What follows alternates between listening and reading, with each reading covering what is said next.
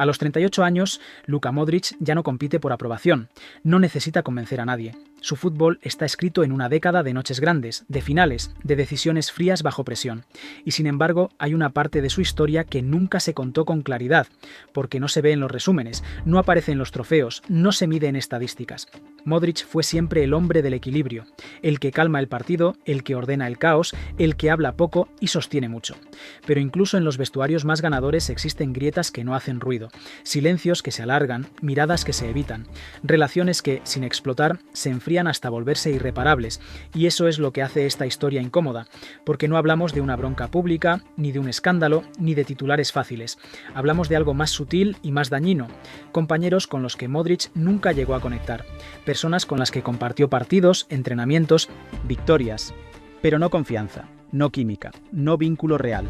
5 nombres, 5 historias y una misma sensación, que a veces el verdadero conflicto en la élite no es el choque, sino la distancia.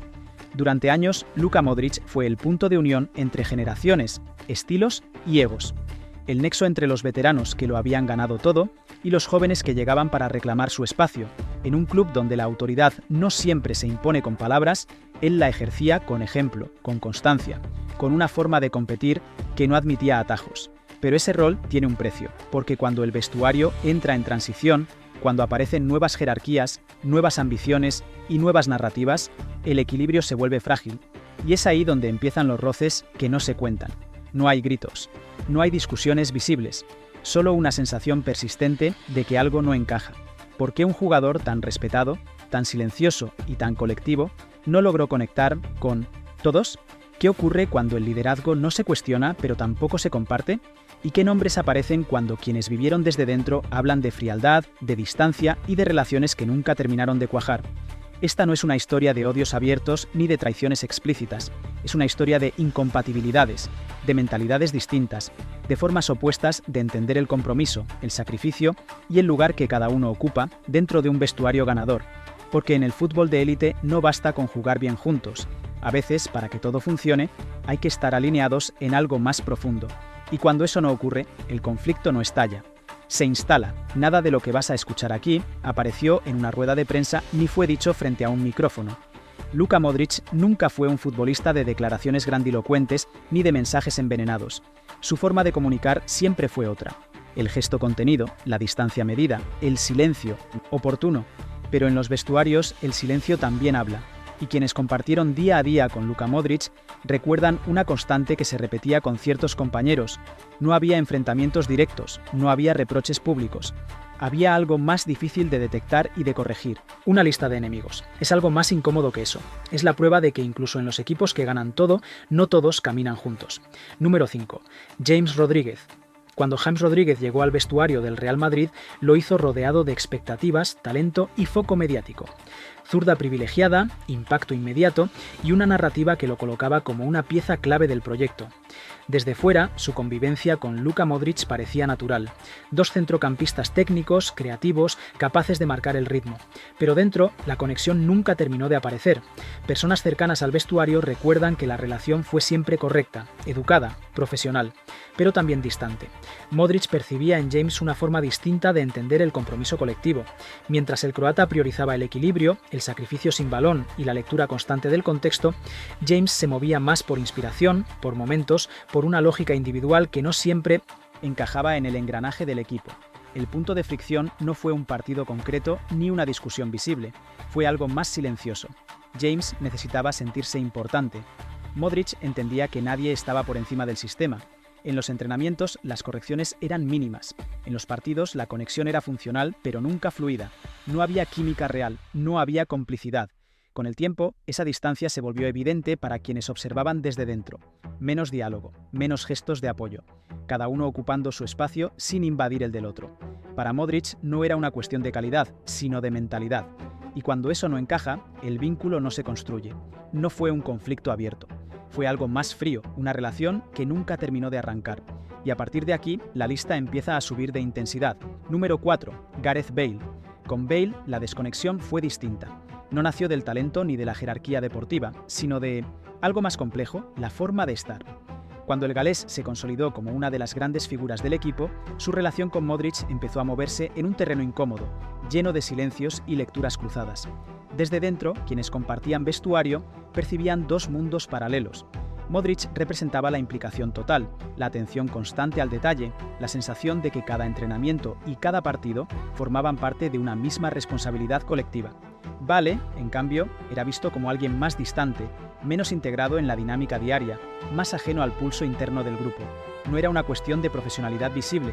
Bale cumplía en el campo, decidía partidos y respondía en los momentos grandes, pero fuera de él, la conexión no aparecía.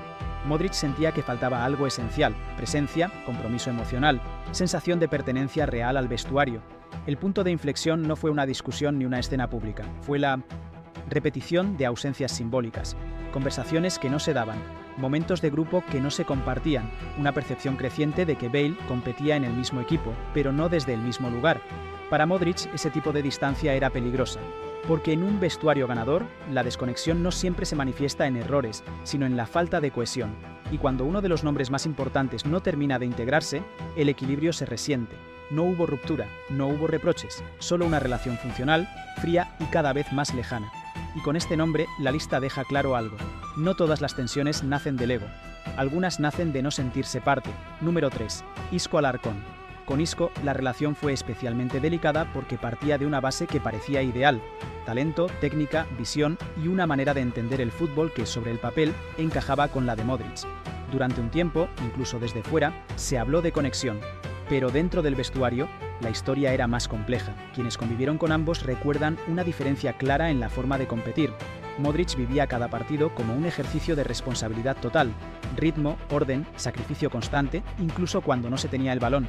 Isco, en cambio, funcionaba desde la inspiración, desde la libertad creativa, desde una lectura más personal del juego. El problema no fue técnico, fue de continuidad y de actitud percibida. Modric necesitaba fiabilidad absoluta, la sensación de que cada pieza respondería siempre de la misma manera en los momentos difíciles.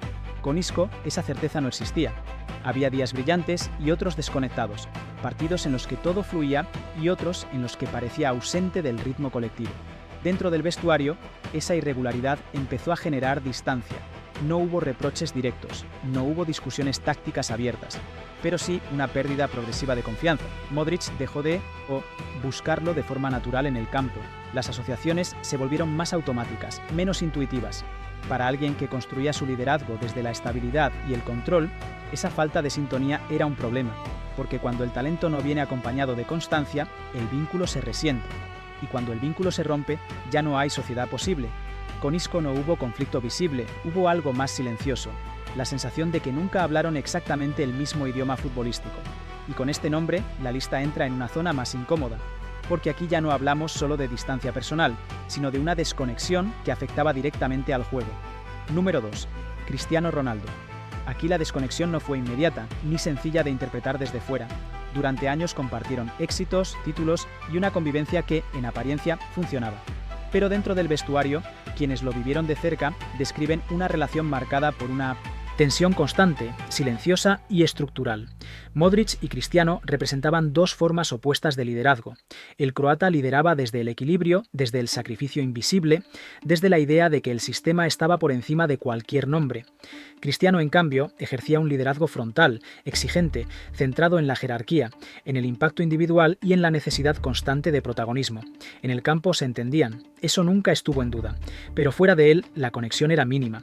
Modric observaba cómo muchas dinámicas del equipo giraban en torno a una sola figura: decisiones tácticas condicionadas, mensajes ajustados, silencios aceptados por respeto al estatus, y eso, para alguien que creía profundamente en el equilibrio colectivo, generaba incomodidad. Personas cercanas al vestuario recuerdan momentos reveladores, reuniones en las que Modric intervenía para bajar la tensión tras exigencias excesivas, situaciones en las que prefería callar antes que alimentar una confrontación inútil. No porque estuviera de acuerdo, sino porque entendía que el choque directo no llevaba a nada. La distancia se fue construyendo así, sin peleas, sin reproches, sin gestos públicos. Dos líderes avanzando en la misma dirección, pero por carriles distintos. Cristiano necesitaba sentir que el equipo orbitaba a su alrededor. Modric necesitaba que nadie lo hiciera. Nunca fueron enemigos, nunca fueron aliados cercanos. Fueron dos figuras enormes compartiendo espacio sin compartir visión. Y cuando eso ocurre, incluso en los equipos más exitosos, el desgaste es inevitable. Solo queda un nombre. Y es el que convierte esta historia en algo más que una lista. Número 1. Vinicius Jr. Con Vinicius, la desconexión no tuvo que ver con el pasado, sino con el futuro. Y por eso fue la más incómoda de todas. Cuando el brasileño empezó a convertirse en el nuevo rostro del proyecto, Modric ya era un líder consolidado, pero también un guardián del equilibrio interno. Lo que apareció entre ambos no fue un conflicto directo, sino un choque de naturalezas. Vinicius representaba la explosión, la emoción constante, la intensidad llevada al límite. Vivía el fútbol desde el impulso, desde la reivindicación permanente, desde la necesidad de sentirse protagonista en cada acción. Modric, en cambio, entendía el juego desde el control, la pausa y la responsabilidad colectiva. Dos formas legítimas de competir, pero difíciles de armonizar. Dentro del vestuario, quienes lo vivieron recuerdan escenas pequeñas pero reveladoras, gestos de frustración tras una pérdida, protestas prolongadas que rompían el orden defensivo, momentos en los que el equipo necesitaba calma y el partido se aceleraba innecesariamente. Modric no lo señalaba en público, nunca lo hizo, pero tampoco lo respaldaba de la misma forma que a otros. El punto de quiebre no fue una discusión ni una decisión concreta, fue la sensación de que Vinicius jugaba desde un lugar emocional que Modric no compartía ni entendía. Para el croata, el autocontrol era una obligación. Para Vinicius, la emoción era parte de su identidad. Esa diferencia fue creando distancia, no personal, sino conceptual. Dos líderes de generaciones distintas intentando convivir en un mismo vestuario, con prioridades distintas y tiempos distintos. Modric veía el equilibrio como la base de todo. Vinicius necesitaba libertad, incluso a costa del orden. No hubo ruptura, no hubo enfrentamiento. Hubo algo más definitivo, la certeza silenciosa de que nunca hablarían el mismo idioma futbolístico, y cuando juntas los 5 nombres aparece un patrón claro. Luka Modric no se distanció de ellos por ego, ni por rivalidad, ni por poder. Se distanció cuando sintió que el equilibrio del grupo estaba en riesgo, porque para alguien como él, ganar nunca fue solo cuestión de talento, fue sobre todo una cuestión de armonía. Cuando se observan las 5 historias en conjunto, el patrón deja de ser casual. No hubo gritos, no hubo escándalos, no hubo titulares incendiarios. Lo que se repite es algo mucho más difícil de gestionar en la élite, la falta de sintonía profunda. Luka Modric no se alejaba de los jugadores por perder un partido o cometer un error. Se alejaba cuando percibía que la forma de estar empezaba a romper el equilibrio colectivo. En todos los casos, el conflicto no nació de la calidad, sino de la manera de entender el vestuario. Compromiso constante frente a inspiración intermitente, control emocional frente a impulso, sistema frente a individualidad. Modric siempre eligió lo primero, incluso cuando eso implicaba aceptar la soledad del líder que no levanta la voz. Personas cercanas al entorno del equipo coinciden en una idea. Modric nunca intentó imponer su visión. Simplemente dejó de conectar cuando sentía que ya no hablaban el mismo lenguaje. Y en un club donde cada gesto pesa, esa distancia se convierte en un mensaje silencioso que todos perciben. Este tipo de desconexión no rompe equipos de inmediato. Los erosiona, se filtra en los entrenamientos, en las decisiones pequeñas, en la confianza compartida. Y cuando aparece, no hay reunión ni charla que la repare del todo, porque en el fútbol de máximo nivel, ganar no garantiza unión. A veces solo oculta las grietas durante un tiempo. Y cuando los ciclos avanzan, esas grietas se hacen visibles, incluso en los equipos que parecen invencibles. La historia de Modric no es la de un jugador conflictivo, es la de alguien que protegió el equilibrio por encima de todo, incluso cuando eso significó caminar a cierta distancia de quienes no encajaban en su idea de grupo. Y eso deja una última pregunta abierta, imposible de ignorar, porque al final la carrera de Luka Modric no se define solo por lo que ganó, sino por cómo eligió competir. Nunca buscó ser el centro del vestuario, nunca necesitó imponerse. Su liderazgo fue silencioso, incómodo a veces, pero coherente hasta el final. Las 5 historias no hablan de odio ni de rivalidades personales. Hablan de límites, del momento exacto en el que alguien entiende que no puede forzar una conexión que no nace de forma natural. En la élite, convivir no siempre significa compartir, y ganar juntos no garantiza caminar en la misma dirección. Modric aceptó eso antes que muchos. Prefirió la distancia al conflicto, el silencio a la confrontación, el equilibrio a la comodidad, y quizá por eso su figura resulta tan difícil de encajar en los relatos clásicos del fútbol moderno, porque mientras otros lideraron desde el ruido, él lo hizo desde la contención. Mientras algunos exigieron protagonismo, él sostuvo el orden. Y en un vestuario lleno de egos, esa elección tiene un coste. La pregunta no es con quién no conectó Luka Modric. La pregunta es, ¿cuántos equipos actuales serían capaces de sostener un liderazgo así sin romperse por dentro?